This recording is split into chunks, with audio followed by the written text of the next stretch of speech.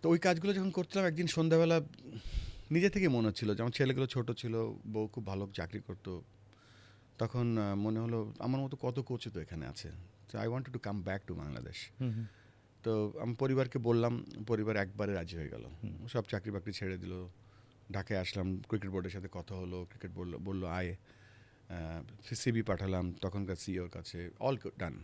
আসার পরে 16টা মাস ঘুরলাম, ক্যাশ টাকা ছিল কিছু, ওটাও শেষ হয়ে গেল। তারপরে ধরেন খুব একটু মানবতার জীবন চলছিল। তা ক্রিকেট বোর্ডের পেছনে অনেকদিন ঘুরেছিলাম, ঘোরার পরে আজ না কাল, কাল না পরশু, এইটা না ওইটা, তারপর একবার হাল ছেড়ে দিলাম। তা ভাবছিলাম যে একটু ভুল করে ফেললাম, তখন একটু অর্থনৈতিক টানা পড়ানো ছিলাম, তখন ব্যবসা শুরু করলাম। আচ্ছা, তো ব্যবসা শুরু করলাম যে তাতেও আপনি চলে যাওয়ার সিদ্ধান্ত নেন নাই? না যাই না, আমি তখন ব্যবসা করেছিলাম, ওই যে মোবাইলের টাওয়ার হয় না, একটা স্টিল কোম্পানির সাথে, যেখানে যাই সেখানে কাজ দেয়, এইখানে যাই ওখানে যাই, নাম বলবো না, যে একটা লোকও বলেনি যে দেখি বা কিছু, কোটি কোটি টাকার কাজ পাচ্ছিলাম। আচ্ছা, আপনার এই চ্যাপ্টারটার কথা বোধহয় বাংলাদেশে কেউ জানে না। মানে বলে দেয়, সিমেন্স আছে, গ্রামীণ ফোন আছে, এক্সেন আছে, তা বাংলা লিঙ্ক, যার কাছে যাই সবাই বলে হ্যাঁ দিব, আসেন কাজ দিব। তা কাজ করি, শুরু করলাম, হঠাৎ 2 থেকে 3 মাসে দেখলাম বেশ কয়েক কোটি টাকার কাজ পেলাম।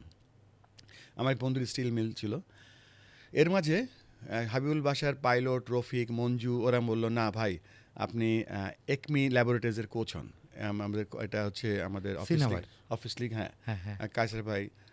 তা বললাম যে কোচিং করবো, ঠিক আছে কোচিং করলাম। আমরা জয়সুরিয়াকে নিয়ে আসলাম, অপোনেন্ট বেক্সিমকো সাঙ্গাকারা নিয়ে আসলাম, টপ ক্রিকেট ছিল।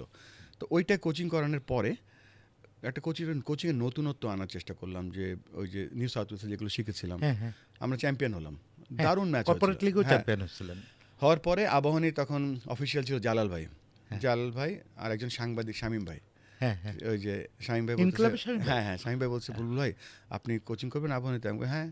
তো জালাল ভাই বললো তোমার একটা টাকা দেওয়া হবে, যার সাথে কথা বললো উনি তখন জেলে, তো জেলে কথা বলে আমাকে বললো যে এই টাকাটা পাবা, কোচিং করবা? আমি বললাম হ্যাঁ জালাল ভাই করবো। আপনি ব্যবসা ত্যাগ করে চলে? না, তখনও ব্যবসা করি।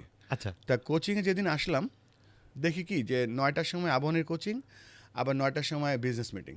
আচ্ছা, একদিন করলাম, 2 দিন করলাম, তারপর 3 দিনের দিন আমার বন্ধুরে বললাম ভাই আমি আমার জিনিস পেয়ে গেছি, আমি ব্যবসা করবো না, ব্যবসা ছেড়ে দিয়ে আবাহনীর কোচিং করলাম। আবাহনীতে আল্লাহর রহমতে তখন প্রথম বছর ছিল মাশরাফি ক্যাপ্টেন, পরের বছর পাইলট, 2 বছরই আমরা চ্যাম্পিয়ন হলাম। কিন্তু প্রথম বছর তো খুব ভাঙাচোরা টিম নিয়ে চ্যাম্পিয়ন হয়েছিলেন। হ্যাঁ, অনেক ইনজুরি প্লেয়ার হলো, খেলোয়াড়কে ছেড়ে দিতে হয়েছিল সুপার লিগের আগে পরীক্ষার জন্য।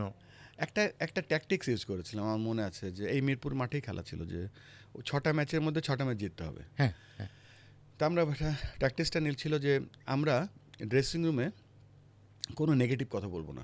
আচ্ছা, নেগেটিভ মানে কি, ধরেন কেউ যদি 0 মারে ওরে বলা হবে যে কয় বল খেলছো, বলে 2 বল খেলছি, তো বলে 2 বল তো বেটার দেন ডাক, গোল্ডেন ডাক। তারপর কেউ যদি ডাক মারতো ব্যাড লাক, আর কেউ যদি 1 করলে বলতাম বেটার দেন 1, কেউ যদি 2 করতে বলতাম বেটার দেন 1।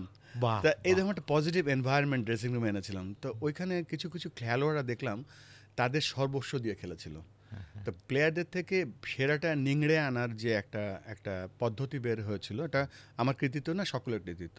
তো যাই হোক, তো ওই কোচিংটা তখন যেখানে চলছিল তখনই আমাকে এসএসসির সিইও ছিলেন সৈয়দ আশরাফুল ভাই, আমাদের সবসময় আমার অলওয়েজ মেন্টর, আশরাফুল ভাই লাইক ফাদারলি ফিগার। তিনি আমাকে বললো বুলবুল চায়নাতে একটা চাকরি হতে পারে আইসিসির, তুমি কি চাইনিজ জানো? আমি বলি চাইনিজ কোথা থেকে জানবো আমি?